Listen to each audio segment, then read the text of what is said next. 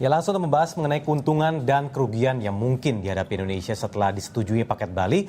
Dan malam ini kami akan membahasnya lebih lanjut dengan tamu kami malam ini, yaitu Direktur Eksekutif Indonesia for Global Justice, Riza Damanik. Selamat malam, Mas Riza. Selamat malam. Selamat malam.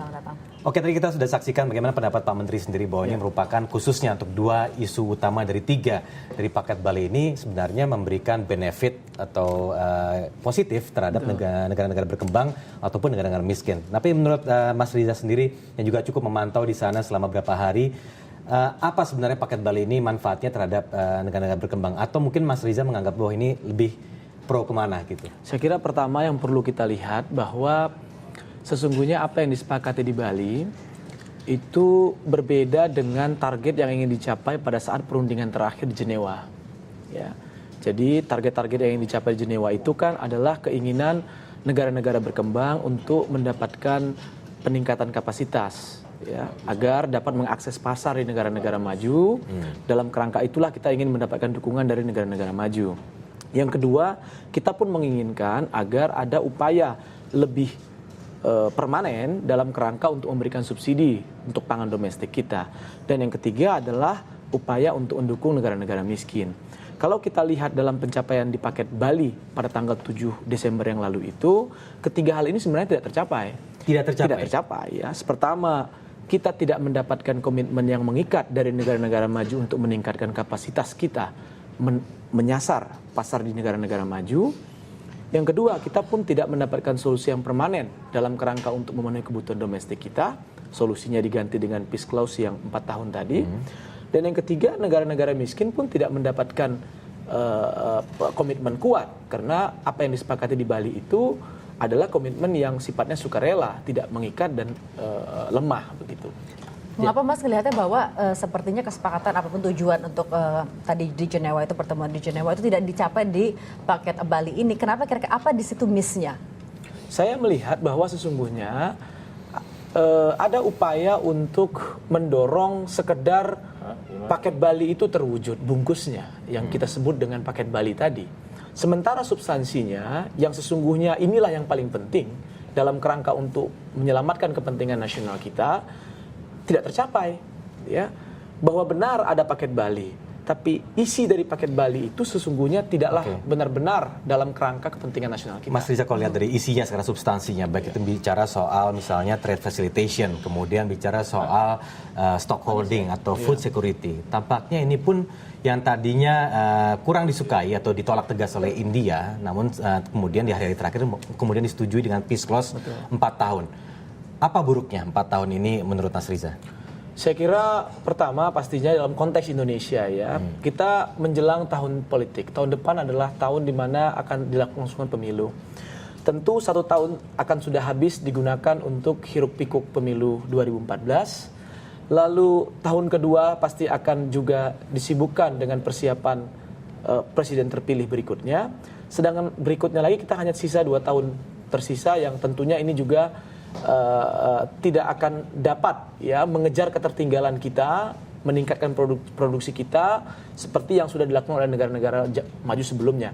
Kalau kita bandingkan semisal dalam kaitan dengan subsidi, semisal di negara-negara maju, laporan OECD terakhir itu menyebutkan diberikan 1 miliar US dollar per hari dalam kaitan subsidi untuk sektor pangannya. Sementara di kita 1 tahun, ya, rata-rata dalam 3 tahun terakhir ini hanya pada kisaran 40 sampai 50 triliun per tahunnya. Sehingga jauh sekali gapnya ini. Dan tidak mungkin diselesaikan dalam waktu hanya 2 tahun itu. Tapi dari paket Bali bukankah ada klausul mengenai pos Bali, di mana memang itu diwajibkan dengan negara anggota sendiri untuk memiliki program-program yang jelas, khususnya meningkatkan ketahanan pangan salah satunya? Itu janji, ya. Lagi-lagi saya katakan itu adalah komitmen rendah dari negara-negara maju. Karena yang sekarang yang kita sedang bicarakan adalah 4 tahun ini negara-negara maju diminta untuk bersabar atau menahan diri untuk tidak menggugat negara-negara berkembang dan negara-negara yang menggantungkan sektor pertaniannya ini, ya, supaya mereka bisa leluasa memberikan subsidinya selama 4 tahun. Yang kedua, dalam 4 tahun ini pun sesungguhnya tidak benar-benar leluasa. Karena kita juga tetap harus melaporkan kepada negara-negara yang berkeberatan terhadap pemberian subsidi itu. Apa yang terjadi setelah 4 tahun? Setelah 4 tahun itu kemungkinannya adalah ada perubahan lagi ya strategi yang akan digencirkan oleh negara-negara maju karena tidak ada sesuatu yang pasti sesungguhnya seperti apa wujud dari komitmen setelah pasca 2017 nanti ya. India saja yang tadinya ngotot itu akhirnya kan melunak dengan akhirnya menyepakati bahwa terbentuklah paket Bali apapun itu selubungnya dan substansinya mungkin agak berbeda. Itu kira-kira apa nilai tawar ya di situ ya sehingga akhirnya posisi India pun melunak?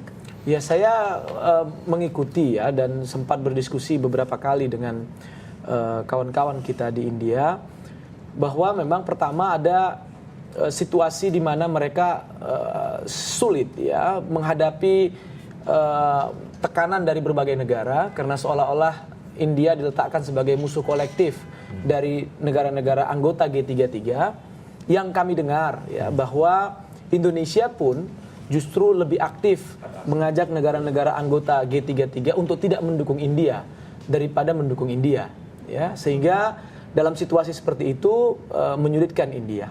Yang kedua, solusi yang ditawarkan oleh India adalah dengan sangat terpaksa menerima janji tadi sehingga ada klausul di dalam kesepakatan terakhir adalah di mana ada janji untuk bisa pada akhirnya nanti akan ada solusi yang permanen gitu. Jadi kalau boleh saya refresh lagi, Mas Riza menganggap bahwa ini semacam 4 tahun ini buying time dari negara-negara maju begitu?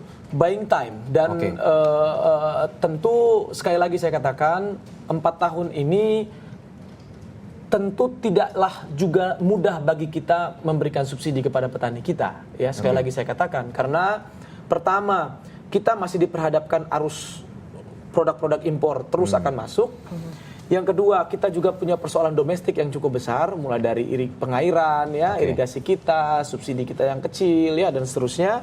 Kita juga punya persoalan bahwa ternyata ketika pun kita ingin memberikan subsidi sesuai dengan keputusan yang ada di Bali, kita tetap harus announce kepada negara-negara lain, terutama negara-negara yang berkeberatan. Oke, tapi ini sudah ditandatangani, sudah disepakati dan menjadi sebuah paket begitu.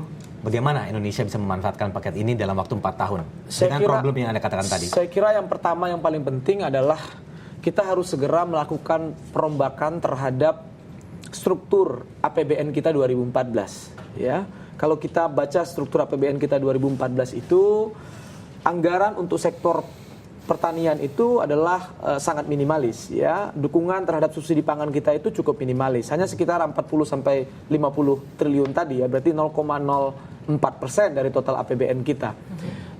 Sehingga kita perlu melakukan perombakan ya.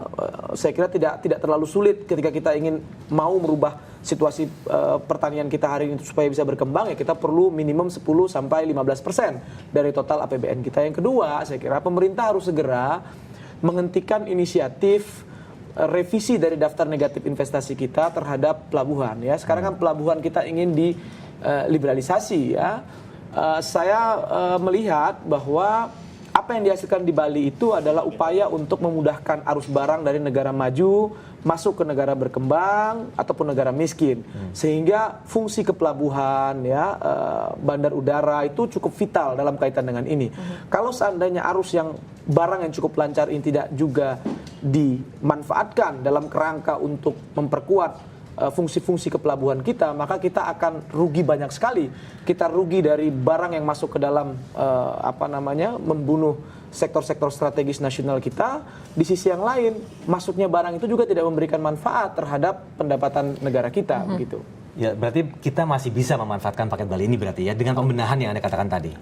Untuk jangka pendek mungkin, tapi untuk jangka panjang saya kira ini sangat sulit, sehingga kami selalu mengatakan ya beberapa hari terakhir ini bahwa apa yang dihasilkan di paket Bali itu akan menyulitkan ya pemerintahan terpilih setelah 2014. Karena boleh jadi dalam waktu jangka pendek ya pemerintahan Presiden SBY selesai itu masih bisa ditoleransi, tapi setelah itu di mana pertumbuhan penduduk terus meningkat, lalu juga kebutuhan ekonomi rakyat kita juga terus meningkat dan seterusnya, disinilah kita akan mengalami persoalan ekonomi yang cukup serius dan pada akhirnya pemerintahan berikutnya disandra pula dengan kebijakan WTO yang banyak menyulitkan rakyat kita begitu. Ya, apalagi kalau bicara soal nextnya kan harus ada yang legally binding yang lebih permanen yang diharapkan setelah 4 tahun ini. Betul. Berarti apa yang harus diperjuangkan Indonesia untuk setelah 4 tahun ini, khususnya di PTO? Saya kira pertama ya kita harus lebih berani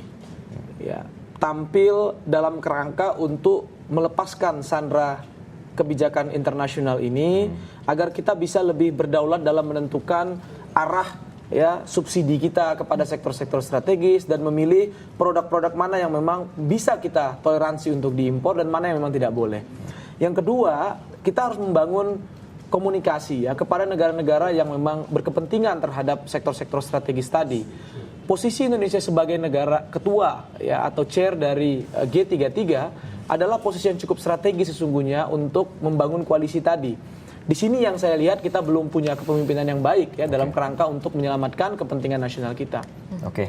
Oke, baik. Terima kasih Baik. Mas Riza. Mas Riza, terima kasih. Terima kasih. Studio. Terima kasih. Bloomberg dan saatnya kita sekarang pemirsa perbarui informasi dari bursa.